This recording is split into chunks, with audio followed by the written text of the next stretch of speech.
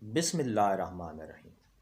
السلام علیکم ناظرین، ایک نئی حکایات سادی کے ساتھ محمد اصغر بھٹی حاضر ہے۔ ناظرین، اگر آپ نے ہمارا چینل سبسکرائب نہیں کیا تو سبسکرائب کریں۔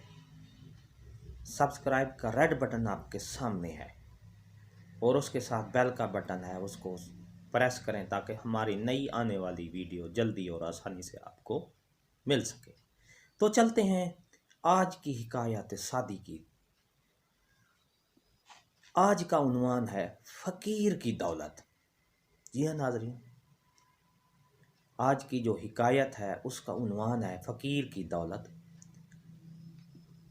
ایک فقیر نے کوڑی کوڑی کٹھی کر کے کافی مال جمع کر لیا تھا۔ اتفاقاً یہ بات ملک کے بادشاہ کو بھی معلوم ہو گئی۔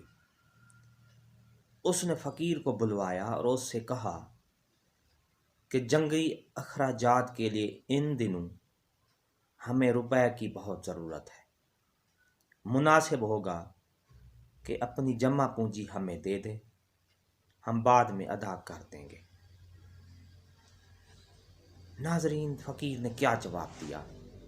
آئیے۔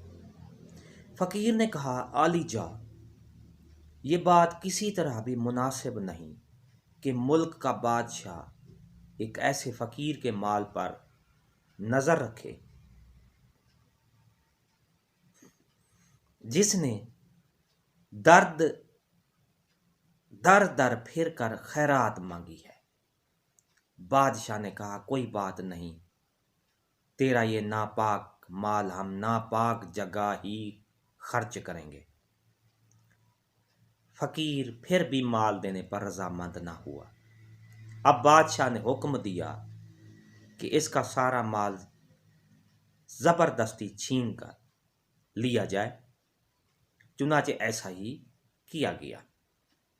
کسی شاعر نے کیا خوب کہا ہے، گر نہ نکلے کام نرمی سے تو نازیبا نہیں، ایسے ناداں کو سزا دیجئے ملامت کیجئے، صرف جو کرتا نہیں مال اپنی اپنی ذات پر، لازمی یہ ہے اسے محروم نعمت کیجئے۔ تو ناظرین، حضرت شیخ سعدی رحمۃ اللہ علیہ نے اس حکایت میں دو باتیں بیان کی ہیں۔ ایک تو یہ کہ روپیہ جائز طریقے سے حاصل کیا ہو یا ناجائز طریقے سے، بہرحال اپنی مادی قیمت رکھتا ہے اور کسی برائی کے خاتمے کی کوشش میں مشکوک مال خرچ کرنا خلاف عقل نہیں۔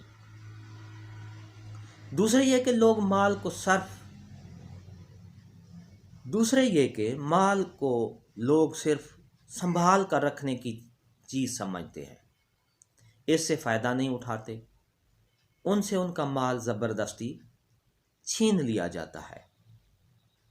تو ناظرین، ایک بہت بڑی ہمیں ایک اس سے سبق حاصل ہوتا ہے کہ ہمیشہ میانہ روی اختیار کیا جائے، کنجوسی بھی نہ کی جائے، مال کو ہمیشہ صرف کیا جائے، خرچ کیا جائے۔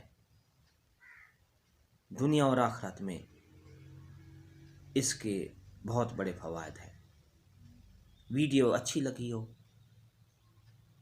تو لائک کریں، سبسکرائب کا ریڈ بٹن آپ کے سامنے ہے، اس کو پریس کریں تاکہ ہماری نئی آنے والی ویڈیو جلدی اور آسانی سے مل سکے۔ کہ نئی ویڈیو کے ساتھ پھر آپ سے ملاقات ہوگی۔